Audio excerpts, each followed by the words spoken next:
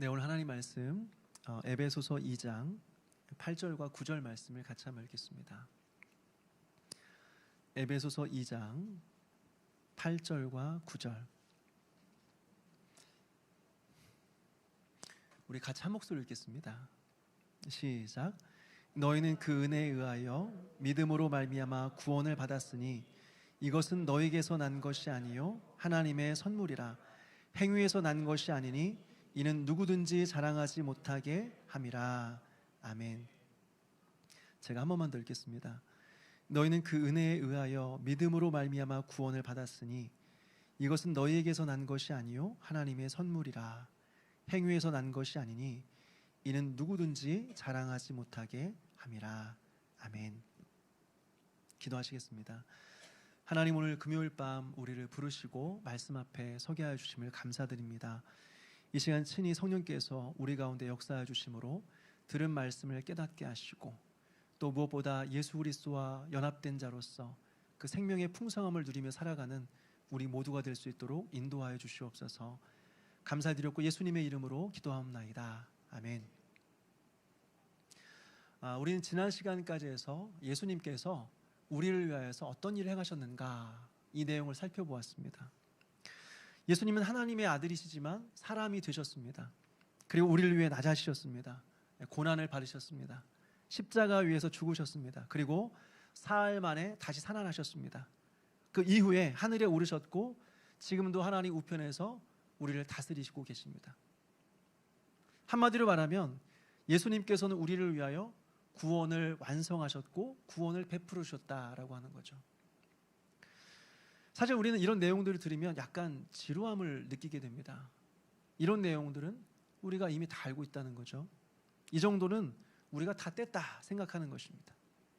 이제 이런 진부한 이야기 말고 조금 더 새로운 이야기를 했으면 좋겠다, 이런 생각이 드는 거죠. 그러나 여러분, 신앙생활에 있어서 기초는 굉장히 중요합니다. 신앙생활에 있어서 기초는 너무 중요합니다. 건물을 세울 때도 가장 중요한 것은 기초죠. 일산에 오니까 주변에 새롭게 건물 짓는 것을 거의 본 일이 없습니다. 근데 안양에 있을 때는요, 주변에 새로운 건물들을 계속해서 지었어요. 주변에 계속 공사하는 곳이 있었습니다. 그것을 가만히 보고 있노라면 처음에는 땅을 깊이 파더라고요. 굉장히 깊이 팝니다. 그리고는 땅 밑에 이 골조를 세우기 시작해요. 근데 6개월이 지나고 1년이 지났는데도 건물이 안 올라와요. 오랜 시간이 지났는데도 건물이 안 올라와요. 계속해서 기초 공사만 하는 거예요. 그러다가 시간이 지나면서 건물이 지상 위로 모습을 드러내는 순간 10층, 20층 그냥 건물이 세워지더라고요. 무엇을 보여주느냐? 건물을 짓는 데 있어서 기초 공사에 훨씬 더 많은 시간과 에너지를 쏟는다라고 하는 거죠. 왜요? 기초가 튼튼하지 않으면 아무리 높고 화려한 건물을 세운다고 할지라도 금방 무너져 버리기 때문에 그렇습니다. 신앙생활도 마찬가지예요. 기초가 매우 중요해요. 기초가 없으면 우리의 신앙은 한순간에 무너져 버립니다. 그렇다면 신앙의 기초는 무엇이에요? 예수 그리스도에 대한 믿음이에요. 예수 그리스도에 대한 믿음. 예수님이 누구시냐? 예수님께서 우리를 위하여서 어떤 일을 행하셨느냐? 이것이 우리의 신앙의 기초예요. 마태복음 18장에 보니까 예수님께서 베드로에게 질문하죠. 너희는 나를 누구라느냐? 그러니까 베드로가 하는 말이 주는 그리스도시요 살아계신 하나님의 아들입니다. 그러니까 예수님께서 하시는 말씀이 내가 이 반석 위에 교회를 세울 거야. 그런데 음부의 권세가 그것을 이기지 못할 거야. 내가 이 반석 위에 교회를 세우리니 음부의 권세가 이기지 못할 것이다 말씀하는 거죠. 교회의 기초가 뭐예요? 예수 그리스도에 대한 믿음이에요. 그 믿음의 기초 위에서 하나님의 교회가 세워지는 거예요. 그리고 그 교회는 어떤 권세도 무너뜨리지 못하는 거예요. 그런데 그 기초가 되는 믿음의 내용이 무엇이냐? 예수님은 누구신가? 예수님은 우리를 위해서 무슨 일을 행하셨는가? 이것이에요. 여러분들은 이 내용을 정확하게 알고 정확하게 믿고 있습니까? 우리가 이것을 잘 모르고 있다는 증거는 이것입니다. 예수를 믿는다고 하는데 평안함이 없어요. 물론 예수를 믿어도 상황과 환경에 어려움이 있을 수가 있습니다. 그런데 믿는 자에게 주시는 하나님의 은혜가 무엇이냐? 그러한 상황과 환경 속에서도 흔들리지 않는 마음의 평안함을 주신다는 거예요. 이게 믿는 자들의 특징이라는 거예요. 그런데 우리는 늘 불안함 속에서 살아가는 거죠. 또 예수님 믿는데 기쁨이 없어요. 물론 예수님 믿어도 우리의 문제가 다 해결되는 게 아니에요. 여전히 문제가 남아 있어요. 그런데도 마음속에서 그 문제를 뛰어넘는 그 기쁨이 계속해서 샘솟아 올라오는 거예요. 그런데 기쁨이 없어요. 왜 그런지 아십니까? 예수님이 누구신지를 모르기 때문에 그렇습니다. 예수님께서 나를 위해서 무슨 일을 행하셨는가를 정확히 알지 못해서 그렇습니다. 하나님께서 나를 구원하기 위해서 하나밖에 없는 아들을 보내주셨다. 하나님께서 하늘 영광을 버리시고 종의 형상을 입으시고 이 땅에 내려오셨다. 죄 없으신 그분이 고난을 당하시고 나 대신 십자가 위에 죽으셨다. 죄와 사망을 이기시고 그분은 부활하셨다. 하늘에 오르셔서 우리를 위하여 살 집을 예비하고 계신다. 하늘 보좌 우편에 앉으셔서 온 우주와 역사와 세상과 나의 인생을 다스리고 계신다. 이것이 어떤 의미인지를 모르는 거예요. 아무리 들었어도 이것이 어떤 의미인지가 우리 가운데 다가오지 않는 거예요. 그래서 아무리 예수를 믿어도 기쁨이 없어요. 평안함이 없어요. 아무리 신앙생활을 오래 해도 생명과 풍성함과는 아무 상관없는 메마른 삶을 살아가요. 10년, 20년, 30년 신앙생활에도 변화가 없어요. 그 사람들이 그 대신 하는 일이 무엇인 줄 아십니까? 예수님이 누구신지를 더욱 알려고 하는 것이 아니라 색다른 것을 찾기 시작해요. 특별한 모임, 특별한 집회, 특별한 사역을 찾기 시작하죠. 아니면 자신의 취향에 맞는 교회를 계속해서 옮겨다니며 찾아다녀요. 여러분, 우리가 아무리 신앙이 없어도 특별한 장소에 가거나 특별한 사람들을 만나게 되면 신앙이 없어도 신앙과 아무 상관없이 우리에게 새로운 어떤 경험을 만들어줘요. 어느 정도 우리의 마음을 새롭게 해주는 거죠. 근데 문제는 무엇입니까? 신앙의 기초가 없으면 그런 특별한 체험이 우리의 신앙을 붙들어주지 못한다라고 하는 거죠. 신앙생활을 잘할 수 있는 동기부여는 해줄 수 있을지 모르겠지만, 동기는 제공해 줄 수 있을지 모르겠지만 그것이 우리의 신앙을 붙들어주지 못한다라고 하는 것입니다. 여러분, 수련의 신앙이 그런 거 아니에요?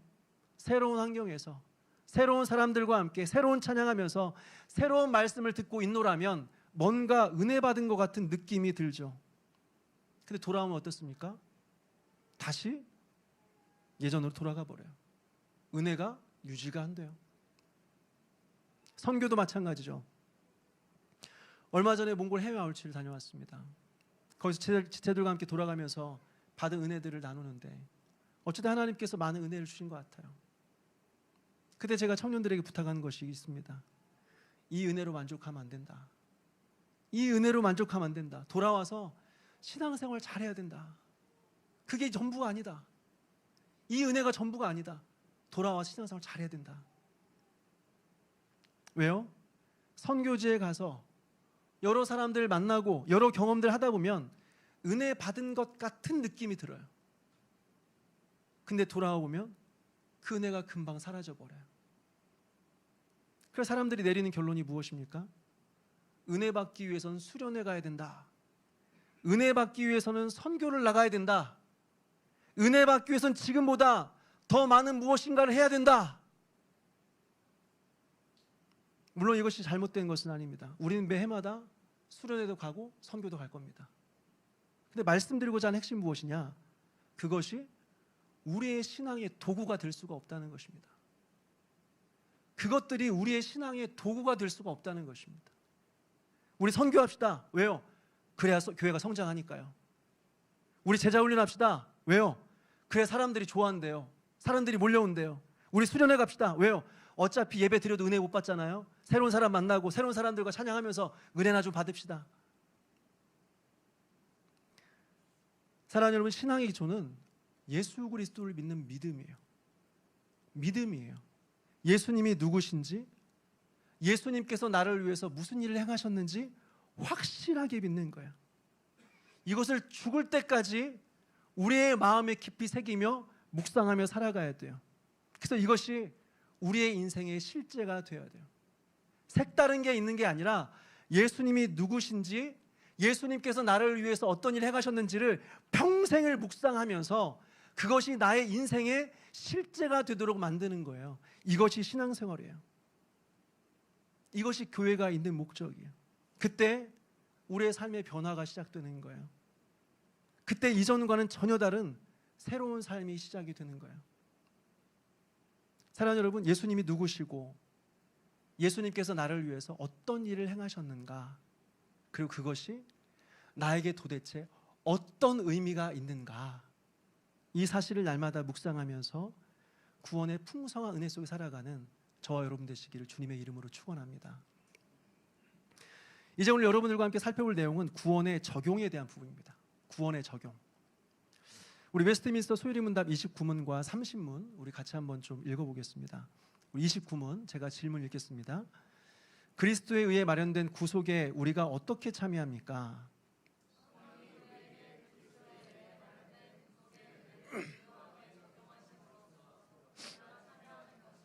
30문입니다. 그리스도가 확보하신 구속을 성령이 어떻게 적용하십니까?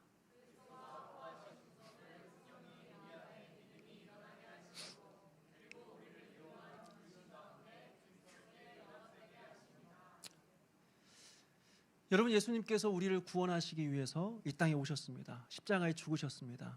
그리고 부활하셨고 승천하셨고 지금도 하나님 보좌 우편에서 우리를 다스리십니다. 근데 문제는 무엇이냐? 이 모든 것들이 자동적으로 우리에게 적용되는 것이 아니다는 것입니다.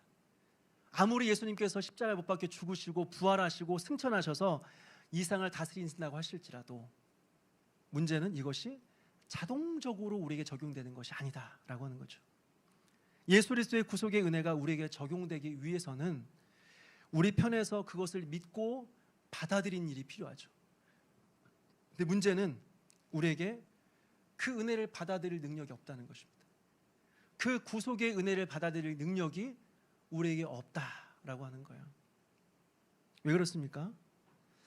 우리가 아까 에베소 2장 말씀을 읽었는데 우리 2장 1절 말씀을 같이 한번 읽겠습니다. 에베소 2장 1절 같이 읽겠습니다. 시작. 그는 허물과 죄로 죽었던 너희를 살리셨도다. 그는 허물과 죄로 죽었던 너희를 살리셨도다. 여러분, 바울은 예수님 믿기 이전에 인간의 상태를 한마디로 표현합니다. 죽었다 표현합니다. 죽었다. 조금 부족했다 말하지 않아요. 조금 병들어 있었다 말하지 않습니다. 하나님을 찾아갈 능력이 조금 부족했다 말하지 않습니다. 죽었다라고 합니다. 죽었다. 여러분, 죽은 사람들의 특징이 무엇입니까? 죽은 사람들이 움직일 수 없어요. 반응할 수 없어요. 죽은 사람들에게 아무리 이야기해도 대답할 수가 없습니다. 아무리 맛있는 음식을 갖다 줘도 먹을 수가 없습니다. 아무리 손을 잡아서 일으키려고 해도 스스로 일어날 수가 없습니다. 죽은 것입니다. 왜요? 생명이 없기 때문에, 죽었기 때문에. 성경이 이것을 하나님을 떠난 인간의 영적인 상태다 이렇게 말하고 있어요. 그런데 오해하지 않았으면 좋겠습니다. 하나님을 떠난 자들이 생명이 없고 죽었다고 하니까 아무것도 못하고 누워있는구나, 이게 아니라는 거예요. 죽은 사람들은 죽음의 열매를 맺으며 살아갑니다. 죽은 사람들은 죽음의 열매를 맺으며 살아가요. 우리 2절과 3절 말씀을 같이 한번 읽어볼까요? 에베소서 2장 2절과 3절 말씀입니다. 같이 읽겠습니다. 시작. 그때 너희는 그 가운데서 행하여 이상 풍조를 따르고 공중의 권세 잡은 자를 따랐으니 곧 지금 불순종의 아들들 가운데서 역사하는 영이라. 전에는 우리도 다 그 가운데서 우리 육체의 욕심을 따라 지내며 육체와 마음에 원하는 것을 하여 다른 이들과 같이 본질상 진노의 자녀이었더니. 아멘. 이 사람들을 보니까 뭔가 계속 열심히 합니다. 세상 풍조를 따라갑니다. 공중 잡은 자를 따라다닙니다. 또 육체의 욕심을 따라 살아갑니다. 또 육체와 마음이 원하는 대로 끌려다닌다라고 성경은 말하고 있습니다. 한마디로 말해서 하나님을 떠난 자들은 진짜 아무것도 할 수 없는 상태가 아니라 죽음의 열매를 맺으며 살아가는 사람들입니다. 단 하나님에 대해서는 어떤 반응도 할 수 없는 상태, 거룩하고 영적인 것에 대해서는 아무런 반응할 수 없는 무능한 상태다라고 하는 거죠. 성경이 이들을 가리켜서 허물과 죄로 인하여 죽었던 너희다라고 이렇게 말하는 것입니다. 그래서 예수 그리스도의 구속의 사역이 우리에게 적용되기 위해서는 무엇이 필요하느냐? 성령님의 구원을 적용하시는 은혜의 역사가 필요한 것입니다. 우리가 그 예수 그리스도의 구원의 은혜에 반응할 수 없으니 성령님의 구원을 적용하시는 역사가 필요하다라고 하는 것입니다. 이것이 아니면 그 위대하고 놀라운 구원의 은혜가 우리와 상관없는 이야기가 되어버린다라고 하는 것입니다. 그래서 이제부터는 성령님의 사역, 성령님의 일하심이 너무나 중요해지는 것입니다. 근데 여러분, 그동안 많은 사람들은 성령님에 대해서 너무나 왜곡된 시각을 가지고 살아왔었습니다. 오래전부터 성령 사역이라고 해서 많은 목회자들이 성령님을 굉장히 이상한 존재로 인식하도록 만들어버렸죠. 마치 강단에서 목회자가 성령님을 부르면 성령님이 오시고 가라고 하면 가시는 존재인 것처럼, 마치 우리 안에 계시는 성령님이 들어왔다 나갔다를 반복하시는 것처럼, 그리고 성령님께서 할 수 있는 일이라고는 고작 우리에게 방언을 주시고 치유하는 일, 이거 외에는 할 수 있는 것이 아무것도 없는 것처럼 그렇게 성령님을 인식하도록 만들어버렸다라고 하는 거죠. 그리고 궁극적으로 그 성령 사역을 통해서 누가 드러나게 되었는가?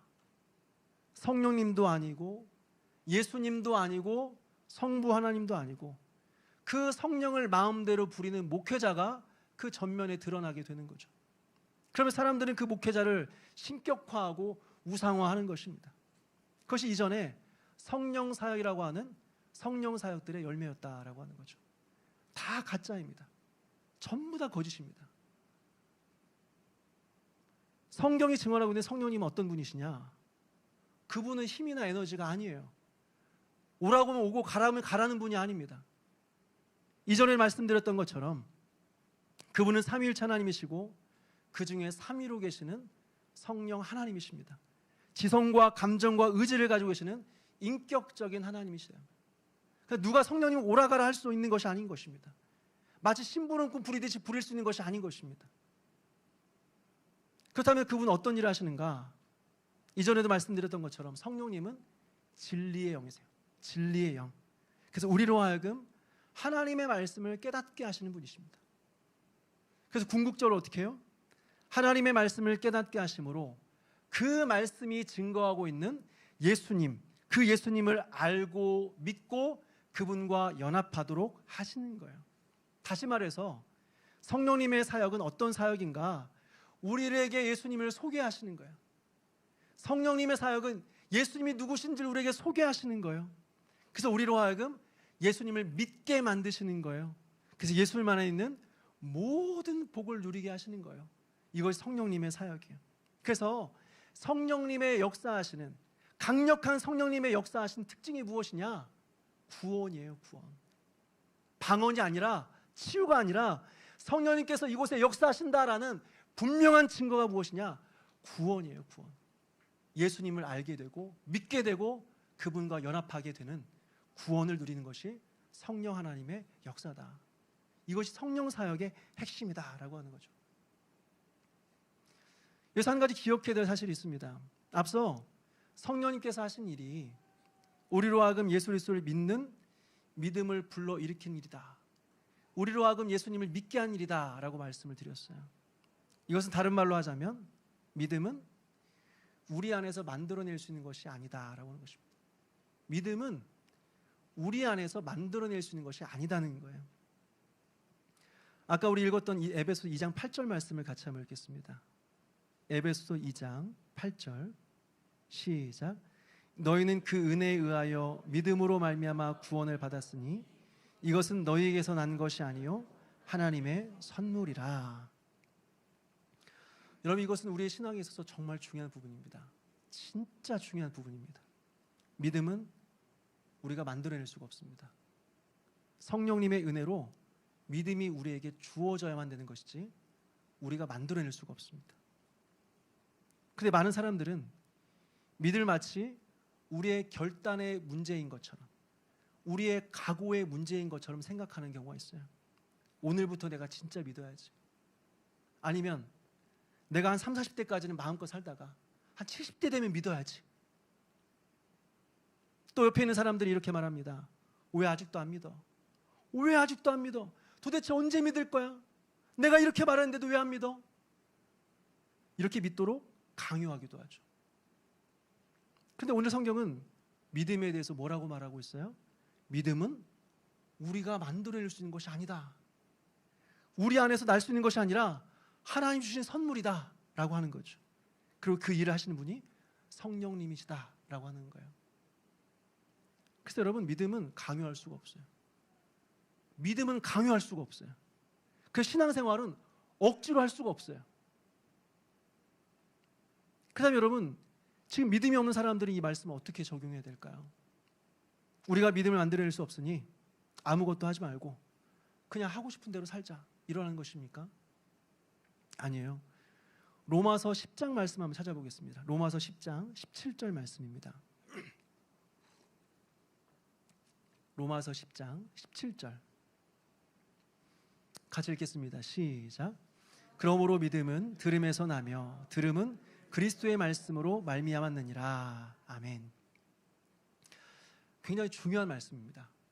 굉장히 중요한 말씀이에요. 믿음은 우리가 만들어낼 수가 없어요. 그런데 그 믿음이 생기는 통로, 그 믿음을 받을 수 있는 통로를 지금 알려주고 있는 거예요. 쉽게 말해서 우리가 원한다고 해서 믿음을 가질 수가 없어요. 그런데 그 믿음이 어디로부터 오는지는 알고 있어요. 물론 그 믿음을 언제 받을 수 있을지 그건 몰라요. 그런데 믿음이 나오는 그 입구에 서서 가만히 기다리고 있으면 언젠가는 거기에서 믿음이 나온다는 것입니다. 이것이 바로 로마서 10장 17절 말씀이에요. 믿음은 들음에서 나며 들음은 그리스도의 말씀으로 말미암니라. 믿음은 우리가 만들어낼 수 없지만 계속 듣다 보면 그 믿음이 우리에게 주어진다. 가끔씩 면담하면서 자신의 믿음 없음을 고민하는 분들을 만나게 돼요. 그분들이 말해요. 목사님, 제가 안 믿고 싶어서 그러는 게 아니라 진짜 믿고 싶은데 믿어지지가 않습니다. 믿으려고 애를 써도 안 믿어집니다. 제가 뭐라고 답변하겠습니까? 믿음은 우리가 할 수 있는 게 아니에요. 우리가 노력한다고 해서 믿어지는 게 아닙니다. 그것은 하나님이 주셔야만 되는 것입니다. 다만 우리가 한 가지 해야 될 게 있습니다. 믿음은 말씀을 통해서 오는 거니까 말씀을 듣기를 힘쓰십시오. 말씀의 자리에 앉아 있으십시오. 믿음을 우리가 소유할 수 없지만 말씀을 듣는 자리에 앉아 있을 수는 있죠. 말씀을 듣는 자리에 앉아 있으십시오. 여러분, 이것이 바로 믿음을 불러일으키시는 성령님의 사역을 온전히 이해했을 때 행할 수 있는 것입니다. 이것을 모르면 자꾸 믿으려고 노력해요. 노력하면서 동시에 안 믿어지니까 자꾸 자신을 탓을 하게 되는 것입니다. 그 옆에서는 계속 믿음이 없다고 자꾸 책망하고 비난해요. 그냥 믿어, 그냥 믿어. 생각하지 말고 일단 믿어 하면서 자꾸 이렇게 책망하고 비난하는 거죠. 여러분, 구원은 성령님의 일이에요. 믿음 또한 성령님께서 주셔야 되는 것입니다. 그래서 우리는 믿음을 만들어낼 수 있도록 강요할 수가 없어요. 믿음은 강요한다고 생기는 게 아니에요. 그렇다고 손을 놓고 가만히 있으면 안 돼요. 믿음을 갖고 싶지만 안 믿어지는 사람들, 이런 사람들은 하나님 말씀 앞에 서야 되는 것입니다. 안 믿어진다고 사람들의 대부분의 공통점이 뭔지 아십니까? 믿고 싶은데 안 믿어져요. 많은 사람들을 만났는데 공통점 하나를 발견했습니다. 믿고 싶다고 하는데 믿어야 될 성경의 내용을 모른다는 겁니다. 믿어야 될 성경의 내용을 모른다는 거예요. 성경을 한 번도 제대로 읽어본 적이 없어요. 한번 생각해 보십시오. 모르는데 어떻게 믿어요? 모르는데 어떻게 믿습니까? 믿을지 말지는 일단 알고 나서 결정해야 되는 거 아닙니까? 몰라요. 모르는데 어떻게 믿습니까? 이것은 마치 기름이 없는 불과 같은 것입니다. 아무리 불을 붙이려고 해도 기름이 없어요. 기름이 없으면 불이 있어도 안 붙는 거예요. 마찬가지로 말씀이 있어야 거기에 믿음이 붙는 거예요. 말씀이 없으면 믿음을 하나님 주신다고 할지라도 믿음이 주어지지가 않는 것입니다. 그래서 믿음이 없는 사람들은 어떻게 해서든 성경을 한번 정독하셔야 됩니다. 성경 한 권을 정독하셔야 돼요. 그냥 읽었다가 아니라 창세기부터 요한계시록까지 전체가 어떤 내용인지를 다른 사람에게 설명할 수 있을 정도로 읽으셔야 돼요. 그리고 가능한 모든 예배에 참석하십시오. 가능한 모든 예배에 참석하십시오. 그리고 온 마음을 다해서 말씀 듣기를 힘쓰십시오. 그것도 뒷자리에서 말고 앞자리에서. 모든 예배에 온 마음을 다해 준비하는 마음으로 앞자리에 오셔서 말씀을 들으십시오. 그리고 기도하십시오. 하나님, 나에게 믿음을 주십시오. 나를 불쌍히 여기셔서 다른 사람에게도 있는 믿음 나에게 주십시오. 여러분, 그 마음으로 1년 동안만 하십시오. 1년 동안만. 1년 동안 했는데 믿음이 안 생긴다, 저에게 오십시오. 제가 책임지겠습니다. 그런 일은 없습니다. 그런 일 없습니다. 한 가지만 더 살펴보았으면 좋겠는데요, 성령님께서 구원에 적용하신 일을 하시는데 그분은 우리로 하여금 믿음을 만들어내고 믿음을 불러일으키실 뿐만 아니라 또 한 가지가 있어요. 그 결과 우리를 예수 그리스도와 연합하게 하신다라고 하는 것입니다. 성령님께서 하신 일은 우리에게 믿음을 불러일으키실 뿐만 아니라 예수와 함께 연합하게 하신다라고 하는 것입니다. 여기서 구원의 핵심이 나와요. 성령께서 우리에게 믿음을 주는 궁극적인 목적은 무엇이냐? 단순히 교회 열심히 다니는 사람 만들어내는 게 아니에요. 종교적인 사람 되게 만드는 것이 아닙니다. 단순히 기도 많이 하고 성경 많이 읽는 사람 만들어내는 것이 아닙니다. 봉사를 많이 하게 하는 사람 만들어내는 것이 아닙니다. 물론 이것도 중요해요. 중요하지 않다는 게 아니에요. 중요해요. 그렇지만 이 모든 것들은 구원의 목적이 아니에요. 이거 하려고 우리를 구원하신 게 아니에요. 이거는 구원의 결과예요. 구원받은 사람은 그렇게 살아요. 구원받은 사람은 다 그렇게 살아요. 결과예요.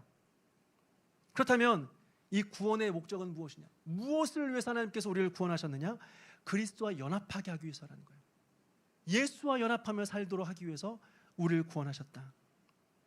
이것이 도대체 나하고 무슨 상관일까요? 예수와 연합하는 것이.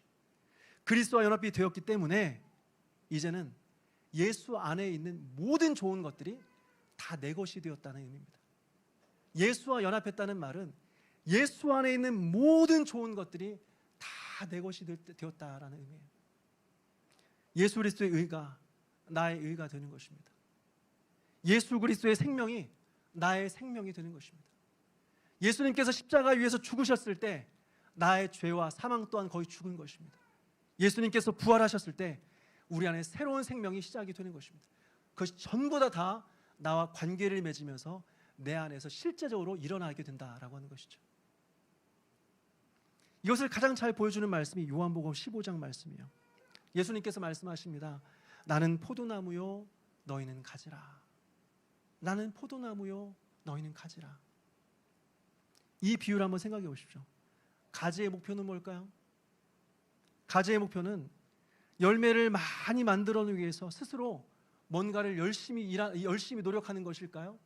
아니에요. 가지에게 가장 중요한 것은 하나예요. 포도나무에 붙어 있는 거예요. 포도나무에 붙어 있는 거예요.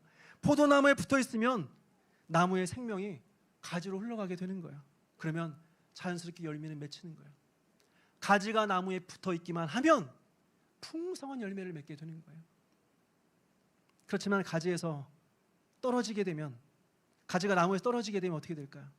아무리 애를 써도 열매는 못 맺는 거예요. 그래서 예수님께서 말씀하시는 거예요. 나를 떠나서는 너희가 아무것도 할 수 없다. 나를 떠나서는 너희가 아무것도 할 수 없다. 여러분, 이것이 신앙생활이에요. 예수님께 붙어 있는 거예요. 예수님과 연합하여 살아가는 거예요. 근데 우리는 신앙생활을 자꾸 열심의 문제로만 해석하려고 해요. 기도 더 해야지, 성경을 더 많이 읽어야지, 봉사 더 많이 해야지, 교회 일 더 열심히 해야지. 물론 중요해요. 중요하지 않다는 게 아니에요. 중요해요.